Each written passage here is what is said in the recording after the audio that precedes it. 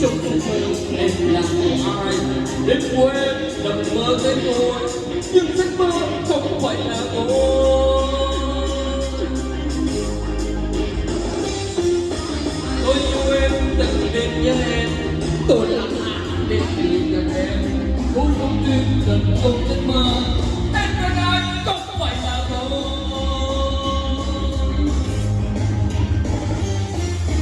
em dù dài sang năm đêm